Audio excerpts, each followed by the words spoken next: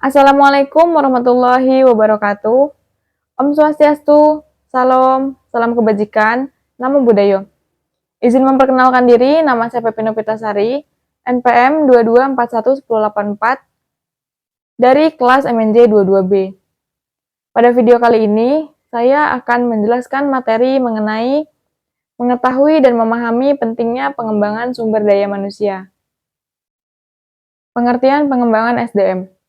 Secara umum, pengembangan SDM adalah semacam aktivitas yang dilakukan oleh perusahaan untuk meningkatkan keterampilan sumber daya manusia. Hal ini berfungsi agar SDM tersebut semakin produktivitas dalam bekerja. Tujuan dari pengembangan SDM adalah menciptakan perubahan positif bagi karyawan. Strategi pengembangan SDM. Setelah memahami pengertian dari pengembangan SDM, Anda perlu mengetahui strategi dari pengembangan sumber daya manusia, yaitu 1. Memberikan apresiasi kepada karyawan. Apresiasi adalah hal yang perlu diberikan perusahaan kepada karyawan atas pencapaian yang telah dilakukannya. Apresiasi dapat diwujudkan dengan berbagai macam seperti bonus tunjangan, hadiah serupa barang fisik maupun lainnya. Maka apresiasi diperlukan untuk meningkatkan motivasi. Dengan apresiasi, maka diharapkan karyawan akan termotivasi untuk bekerja lebih rajin dan baik.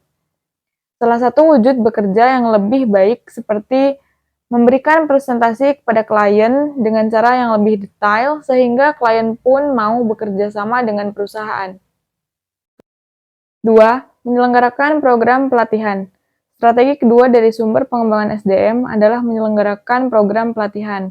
Program ini biasanya diselenggarakan oleh perusahaan dalam periode tertentu. Berbagai contoh program pelatihan seperti Creative Writing, Design System, Creativity Training, hingga Team Training. Pelatihan ini menjadi penting agar mampu meningkatkan keterampilan dan kreativitas karyawan. Selain itu, tim training juga diperlukan untuk membangun perpaduan yang kuat antar karyawan. 3. Memberikan kesempatan untuk brainstorming ide sebagai sebuah perusahaan bisnis. Semestinya perusahaan memfasilitasi karyawan untuk mengajukan ide. Dengan memberikan kesempatan karyawan untuk brainstorming ide, artinya perusahaan mau mendengar apa yang menjadi gagasan karyawan. Perusahaan pun dapat memilih mana gagasan yang perlu dilanjutkan dan ide yang perlu diabaikan.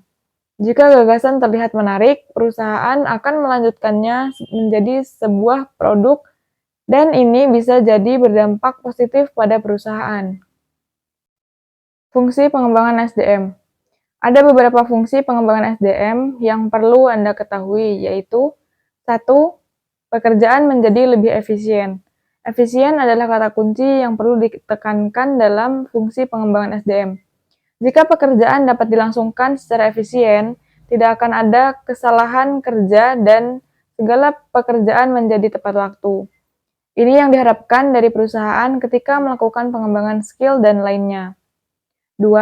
Meningkatkan produktivitas. Ketika perusahaan memberikan motivasi kepada karyawan, maka ada dua hal yang diharapkan, yaitu semangat kerja membaik dan produktivitas meningkat.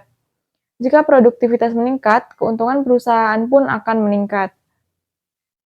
Ketika semangat kerja dari karyawan membaik, maka ide akan mengalir dan bisa menciptakan produk yang tentu saja lebih baik dari sebelumnya.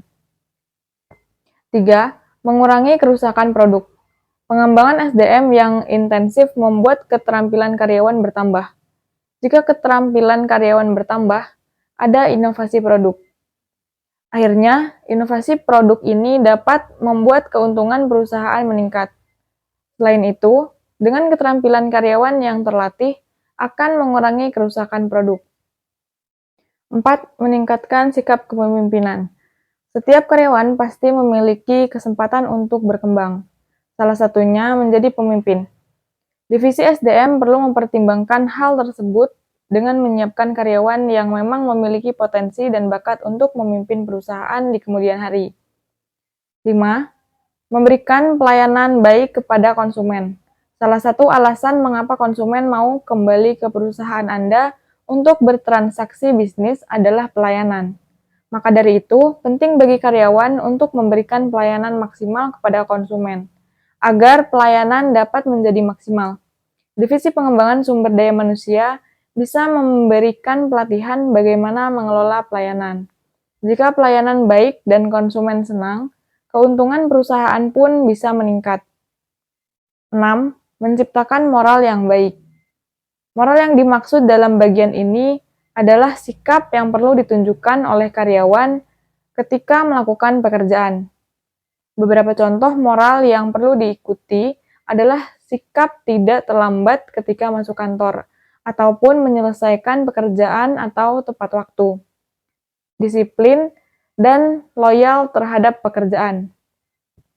Itulah pengertian, fungsi, jenis, dan tahapan saluran distribusi yang perlu Anda ketahui, agar bisnis dapat berkembang menggunakan ERP software untuk pengelolaan bisnis yang lebih baik.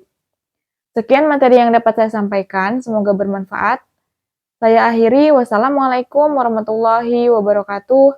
Om Swastiastu, salam kebajikan, namo buddhayo.